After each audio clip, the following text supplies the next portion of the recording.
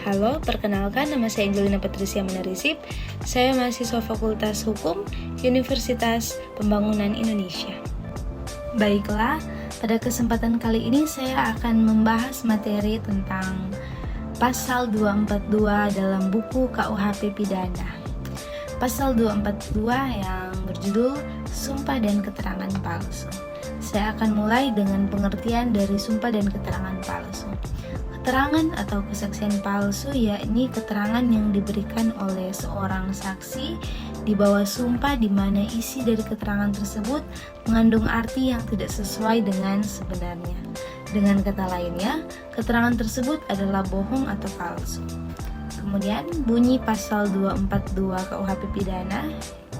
Pasal 242 yang pertama, barang siapa dalam hal-hal yang menurut peraturan undang-undang menuntut sesuatu keterangan dengan sumpah atau jika keterangan itu membawa akibat bagi hukuman dengan sengaja memberi keterangan palsu yang ditanggung dengan sumpah, baik dengan lisan ataupun dengan tulisan maupun oleh dia sendiri atau kuasanya yang istimewa ditunjuk untuk itu, dihukum penjara selama-lamanya 7 tahun.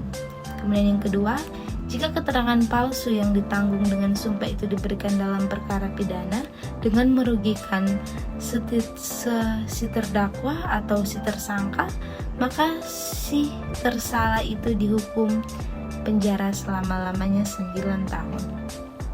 Kemudian yang ketiga, yang disamakan dengan sumpah yaitu perjanjian atau pengakuan yang menurut undang-undang umum menjadi ganti sumpah. Kemudian yang keempat, dapat dijatuhkan hukuman mencabut hak yang tersebut dalam pasal 35 nomor 1-4. Mengenai apa yang sebenarnya dimaksudkan dengan perbuatan memberikan keterangan palsu di atas sumpah, ternyata tidak dapat kesamaan pendapat di dalam berbagai sistem hukum yang dapat dicatat dalam sejarah hukum pidana. Menurut para ahli hukum Italia, perbuatan memberikan keterangan palsu di atas sumpah itu merupakan suatu perbuatan pidana. Akan tetapi, perbuatan memberikan suatu atau kesaksian palsu adalah merupakan perbuatan yang membuat pelakunya dipidana. Menurut hukum Jerman lama, perbuatan mengucapkan suatu keterangan atau sumpah palsu itu merupakan kejahatan yang berat. Sedangkan hukum gereja telah memandang perbuatan seperti itu sebagai suatu dosa. Mengenai tempat dari perbuatan pidana memberikan keterangan palsu di atas sumpah itu pun terdapat perbedaan pendapat di antara para penulis dan di antara pembentuk undang-undang, yakni apakah perbuatan pidana tersebut termasuk dalam kriteria bedrock atau penipuan, ataukah termasuk dalam apa yang disebut falsehood atau kepalsuan. Di dalam Criminal Red Book for Het Koninkrijk Holland, para pembentuknya telah mengatur masalah perbuatan memberikan keterangan palsu di atas sumpah itu di dalam bab yang mengatur masalah falsehood atau sumpah palsu.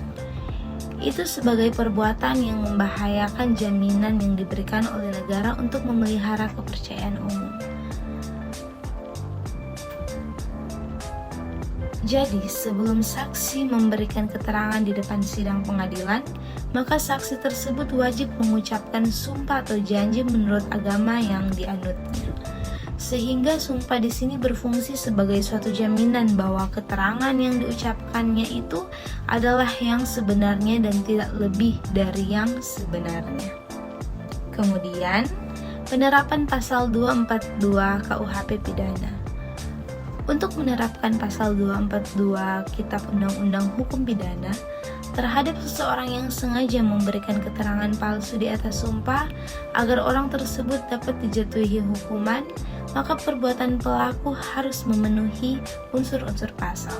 Adapun unsur-unsur pasal 242 ayat 1 Kitab Undang-Undang Hukum Pidana adalah yang pertama unsur objektif dengan sengaja, kemudian yang kedua unsur objektif barang siapa dalam hal-hal di mana undang-undang menentukan supaya memberikan keterangan di atas sumpah atau mengadakan akibat hukum kepada keterangan yang demikian.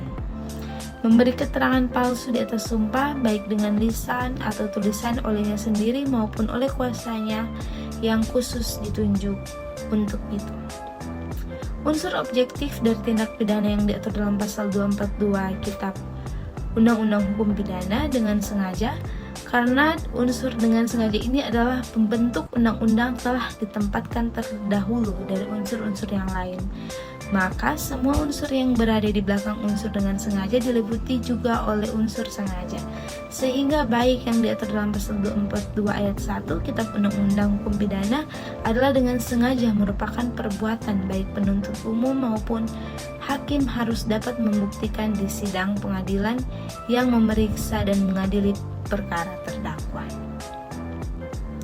Dalam pasal 242 ayat 1 dan ayat 2 Kitab Undang-Undang Hukum Pidana, maka hakim dapat menjatuhkan pidana tambahan berupa pencabutan hak-hak seperti yang dimaksudkan dalam ketentuan pidana yang diatur dalam pasal 35 angka 1 dan angka 4 Kitab Undang-Undang Hukum Pidana. Masing-masing yakni yang pertama, hak memegang jabatan pada umumnya atau jabatan yang tertentu. Kemudian yang kedua, hak memasuki angkatan bersenjata. Kemudian yang ketiga, hak memilih dan dipilih dalam pemilihan yang diadakan berdasarkan aturan umum. Kemudian yang keempat, hak menjadi penasehat atau pengurus menurut hukum. Hak menjadi wali pengawas, pengampu atau pengampu pengawas atas orang atau bukan anak sendiri. Dalam penerapannya pasal 242 Kitab Undang-Undang Hukum Pidana, agar pelaku yang sengaja memberikan keterangan palsu di atas sumpah dapat dijatuhi hukuman, maka perbuatan pelaku harus memenuhi unsur-unsur. Yang pertama, keterangan harus atas sumpah. Kemudian yang kedua, keterangan itu harus diwajibkan menurut undang-undang.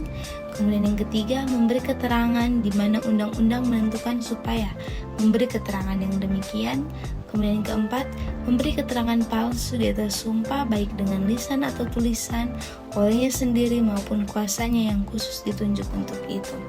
Kemudian yang kelima, keterangan itu harus palsu dan tidak benar dan kepalsuan itu disengaja atau diketahui oleh pemberi keterangan. Unsur-unsur ini harus dibuktikan oleh hakim di sidang, maka unsur-unsur ini terbukti, maka terdakwa dijatuhi hukum penjara selama-lamanya 7 tahun. Dan apabila keterangan palsu di atas sumpah itu diberikan dalam perkara pidana dengan merugikan terdakwa, maka tersalah itu dihukum penjara selama-lamanya 9 tahun. Maka apabila salah satu dari unsur tersebut di atas tidak terbukti, maka hakim memberi keputusan bebas kepada terdakwa. Demikian materi dari saya mengenai pasal 242 dalam buku KUHP Pidana. Semoga bisa menambah wawasan bagi penonton. Untuk kalian yang ingin melanjutkan pendidikan atau yang baru lulus sekolah, lulus SMA, ayo bergabung bersama kami, Universitas Pembangunan Indonesia Manado. Terima kasih.